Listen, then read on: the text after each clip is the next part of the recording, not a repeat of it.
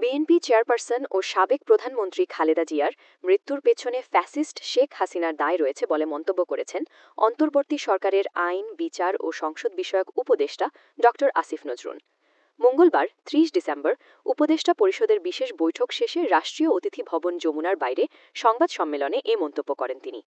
আসিফ নজরুল বলেন, বেগম খালেদা জিয়াকে একটি প্রহসনমূলক রায়ের মাধ্যমে কারাগারে পাঠিয়ে অকথ্য নির্যাতন করা হয়েছে। যে মামলায় তাকে দোষী সাব্যস্ত করা হয়েছিল তা যে সম্পূর্ণ সাজানো ও উদ্দেশ্য প্রণোদিত ছিল তা সর্বোচ্চ আদালতের আপিল ও রিভিউ পর্যায়ের রায়ের মধ্য দিয়েই প্রমাণিত হয়েছে। তিনি বলেন, সুপ্রিম কোর্টের আপিল বিভাগের রায়ে বারবার উল্লেখ করা হয়েছে রাজনৈতিক উদ্দেশ্যে ও বিচারিক প্রক্রিয়ার অপব্যবহার করে তাকে ওই মামলায় সাজা দেওয়া হয়েছিল। আইন উপদেষ্টা বলেন, সরকারের পক্ষ থেকে যা করার ছিল প্রধান উপদেষ্টা অধ্যাপক ড মোহাম্মদ ইউনুস ব্যক্তিগতভাবে সব সময় সে বিষয়ে খোঁজ খবর রেখেছেন এবং প্রয়োজনীয় উদ্যোগ নিয়েছেন। যদি তার শারীরিক অবস্থার উন্নতি হয়ে বিদেশে পাঠানোর সুযোগ থাকত তবে সরকার সর্বাত্মক সহযোগিতা করত।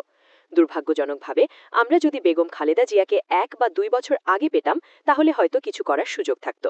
আল্লাহর ইচ্ছায় তিনি চলে গেছেন। তবে আমাদের জন্য সবচেয়ে বড় স্বস্তির বিষয় হল তিনি সারা দেশের মানুষের সম্মান, শ্রদ্ধা ও ভালোবাসা নিয়ে বিদায় নিয়েছেন।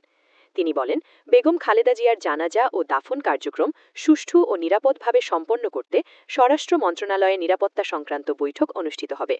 উপদেষ্টা আরও বলেন, আমরা চাই আগামীকালের জানাজা ও দাফন যেন শান্তিপূর্ণ ও সুশৃঙ্খলভাবে সম্পন্ন হয়। এই ক্ষেত্রে সবার সহযোগিতা কামনা করছি। গণমাধ্যম ও ফ্যাসিবাদী সরকারের পতনের পর যেভাবে বিভিন্ন কাজে সরকারকে সহযোগিতা করে আসছে সেজন্য আমরা কৃতজ্ঞ।